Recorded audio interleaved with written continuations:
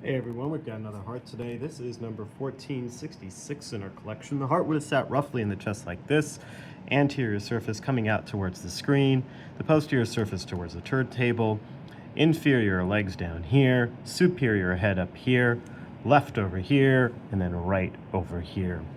So why don't we go ahead and start as we usually do, which is by finding what appears to be the morphologic right atrial appendage, at least externally.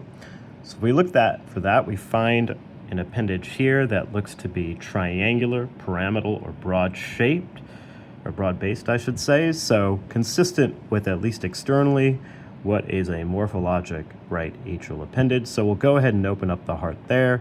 And right off the bat, while we do that, we can see that there seems to be old suture line here and an old atriotomy that was made. So when we go ahead and open this atrium up, we do find pectinate muscles that spill outside the confines of the appendage itself, consistent with the morphologic right atrium. And then as we look, we find the mouth of the coronary sinus over here. And then we find the oval fossa. And there is a suture here, which perhaps there was a small atrial septal defect that was primarily closed.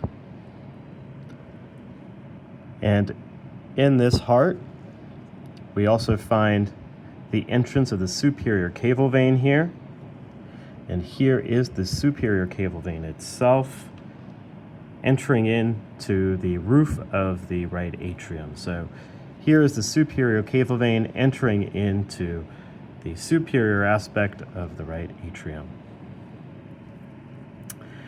Now we found the mouth of the coronary sinus here. And remember, when we find the mouth of the coronary sinus, it's always important to kind of identify the other structures of the triangle of Koch, of which the coronary sinus is a part of. So here is the tendon of Totaro, and then here is the right AV junction. The triangle formed by this is known as the triangle of Koch, and at its apex, approximately here, is where we would expect the atrioventricular node to live. So once again, tendon of Totaro, right AV valve, and then the coronary sinus are the bounds of the triangle of Koch, and at its apex is where we expect the atrioventricular node to sit. When we look at the right-sided atrioventricular junction, we do find a 3-leaflet atrioventricular valve. This valve does have direct connections to the ventricular septum, consistent with the morphologic tricuspid valve. When we look at the ventricle itself, there are coarse trabeculations, and there does appear to be a moderator band or a septomarginal trabeculation, consistent with the morphologic right ventricle. And as we look, we do find that there is, in fact, a ventricular septal defect here. It does appear to have completely muscular borders, and you can see that the tricuspid valve leaflet does not go through the defect itself. And so this is a muscular ventricular septal defect.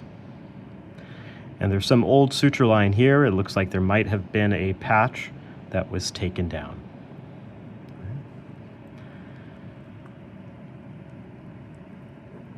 Here is the septomarginal trabeculation. Here's the right ventricular outflow tract.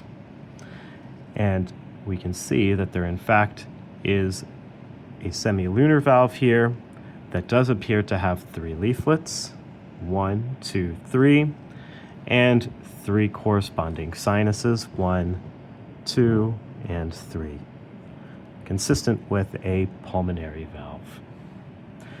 The pulmonary trunk itself has been transected. Now, if we turn the heart over and look at the posterior aspect, here's the posterior aspect of the heart itself. And here we find another atrium. This is smooth-walled, consistent with the morphologic left atrium. Here is the left atrial appendage. It's been opened up, so why don't we take a quick peek inside, and you can see that all the pectinate muscles right here are confined to within the appendage itself. So consistent, once again, with the morphologic left atrium.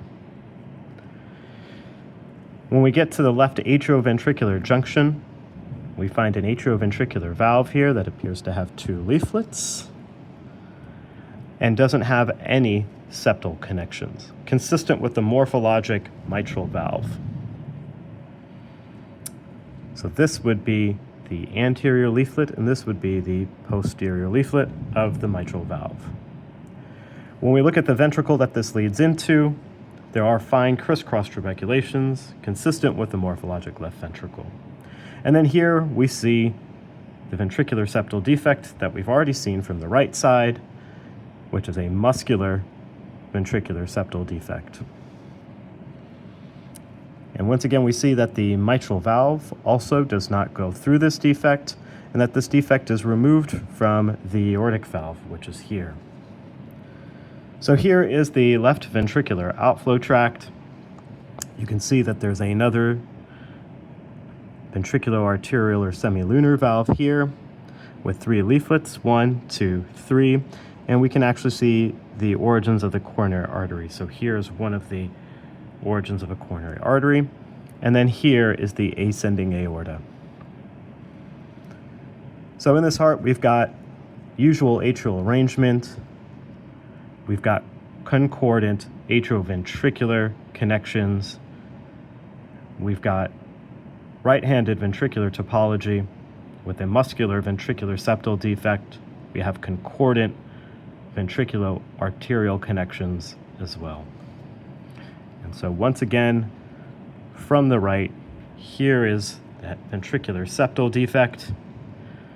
The tricuspid valve does not course through it, and the pulmonary valve is also removed from it. And then when we look at this defect from the left side, we find that the mitral valve also does not go through it, and that the aortic valve is also removed from that.